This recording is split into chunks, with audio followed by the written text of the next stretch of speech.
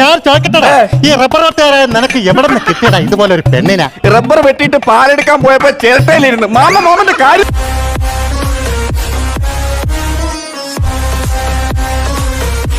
ഇല്ല സാർ, ഇതെല്ലാം ആലോചിച്ചെടുത്തൊരു തീരുമാനമാണ് സാർ. കാരണം ഇനി ജീവിതത്തിൽ ഇനി ഒരുപാട് ജീവിക്കാൻ എനിക്ക് ബുദ്ധിമുട്ടുണ്ട്.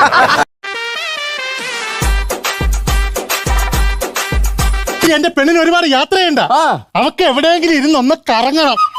നീ ആ ഗ്രൈൻഡറിന്റെ കുഴവി എടുത്തങ്ങ് മാറ്റണം. എന്നിട്ട് അവൾ അതിൽ പിടിച്ചിരുത്തണം. എന്നിട്ട് ആ സ്വിച്ച് കിട്ടാ നല്ല കറക്കം കിട്ടോടാ. ഞാൻ ആ സദ്യാലയത്തിലോട്ട് ചെന്നപ്പം ഒരു തരുന്ന ഇല വൃത്തിയാക്കണം, തൊട കൊള്ളൂല. ഇല വൃത്തിയാക്കുന്നതിന് തൊട നോക്കിയെന്നില്ല, പിന്നെ അവൻ തുടക്കുന്നത് ശരിയല്ലെന്ന്. കീരിയും പാമ്പും പോലായിരുന്നു സാറേ 3 വർഷം. എത്ര മക്കള്? 3 മക്കള്. 3. അതിനകത്ത് എവിടെ ഒരു ലോജിക്ക് പ്രശ്നം ഉണ്ടല്ലോ.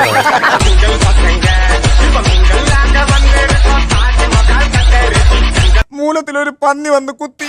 ചുമ്മയല്ല നീ ടർക്കിക്കോഴിയെ പോലെ നിക്കണത്. ഏത് പന്നിയടാ കുത്തിയത്?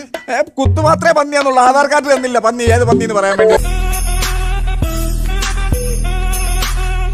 അറിയാവോ, നിന്റെ അച്ഛൻ അമ്മക്ക് വേണ്ട അടിയിടുന്ന സമയത്ത് അച്ഛൻ ഓടി പായസത്തിൽ ചാടിയപ്പോ പാചകക്കാരൻ കണ്ടോണ്ടിട്ട് പറയുള്ളൂ, ഓഹോ ആടാ പൊട്ടിയില്ലെന്ന് പറഞ്ഞ് ചട്ടുകൊടുത്ത് അച്ഛന്റെ ചന്തിയിൽ.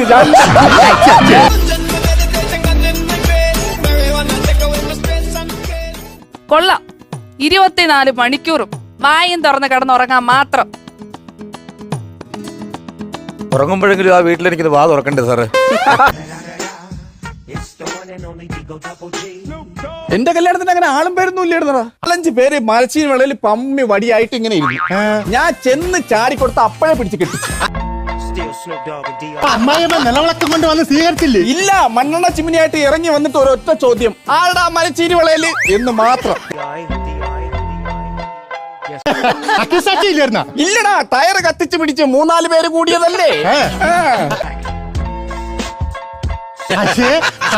ചുറ്റാകെ പെണ്ണിനെ കൊണ്ട് കറങ്ങിയൊന്നുമില്ല. ഇല്ലടാ, അവളെ അച്ഛനെ പേടിച്ചിട്ട് അവളെ കക്കൂസിന് ചുറ്റും 4 റൗണ്ട് അവളെ കയ്യും പിടിച്ചൊരോട്ടം. ഇവിടെ ഉള്ളടത്തോളം ഒരുത്തനത്തുള്ള അത്രക്ക് ധൈര്യശാലിയാട്ടോ മാമൻ. ധൈര്യം മാമന്റെ ധൈര്യം എന്റെ അടുത്ത് പറയല്ലേ.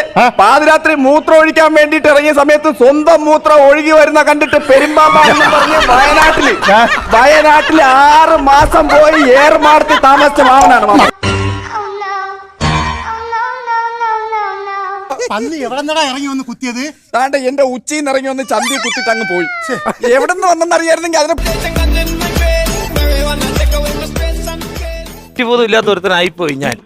ലക്ഷ്യബോധം ഉണ്ടായിരുന്നു എനിക്ക് ഇങ്ങനൊന്നും സംഭവിക്കത്തില്ലായിരുന്നു. എങ്ങനെ ലക്ഷ്യബോധം ഉണ്ടായി? ഈ കയ്യിൽ നീര് കണ്ടോ? ഈ കൈക്ക് എന്ത് പറ്റിയത്? നീര് എന്ത് പറ്റി? ഇവിടെ മൂക്കാമണ്ടയായിരുന്നു ലക്ഷ്യം, ഭിത്തിയിലാണ് കൊണ്ടത്.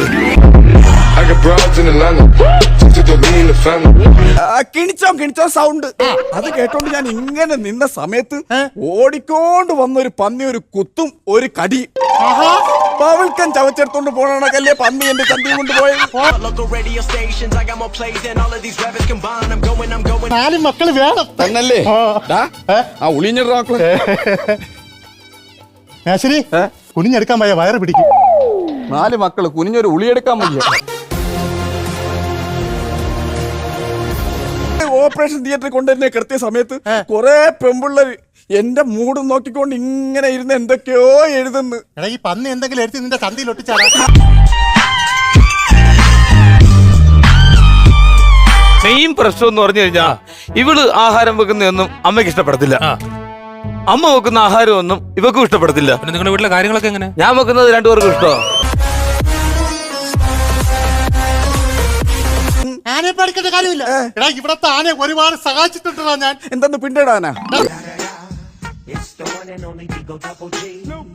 ഇത്രയും വലിയ ആനയ്ക്ക് നിങ്ങൾ എങ്ങനെ കൃത്യവിശ്വാസം കൊടുത്തത്? എടാ, സിമ്പിൾ പരിപാടി. ഈ പിടിയാനയുടെ തുമ്പൊക്കെ ഇങ്ങനെ പിടിച്ച് ഇങ്ങനെ വലിച്ചു പിടിച്ച് എന്നിട്ട് ഊതി അടച്ചങ്ങ് പിടിച്ച് എന്നിട്ട് ഇങ്ങനെ വളച്ച് ആനയുടെ വായിലോട്ടങ്ങ് വെച്ചു. പിന്നെ എഴുതാനല്ലേ കിട്ടിയത്.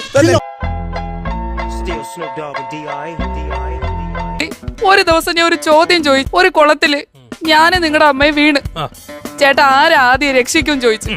ഈ മനുഷ്യൻ പറഞ്ഞ എന്താണെന്നറിയോ? ഞാൻ എന്റെ അമ്മയെ ആദ്യം രക്ഷിക്കോളൂ. ഞാൻ എന്റെ അമ്മയെ രക്ഷിക്കത്തോളൂ സാറേ. അതങ്ങനെ പറഞ്ഞു. ഇവള് കുളത്തിൽ വീണെന്ന് പറഞ്ഞാൽ ആ ഏരിയയിൽ ഒരു 40 പയ്യന്മാരെ കുളത്തിൽ ചാടും. അതുപോലല്ല 85 വയസ്സുള്ള എന്റെ തള്ളയെ രക്ഷപ്പെടുത്ത ഞാൻ മാത്രമേ കാണത്തുള്ളൂ. അപ്പൂപ്പന്റെ ഏറ്റവും വലിയ ആഗ്രഹമായിരുന്നു അപ്പൂപ്പന്റെ അസ്ഥി ഗംഗയിൽ ഒഴുക്കണമെന്ന്. എന്നിട്ട് ഞാൻ ഇവിടെ പഞ്ചായത്ത് കുളത്തിൽ കൊണ്ടൊഴിക്കും.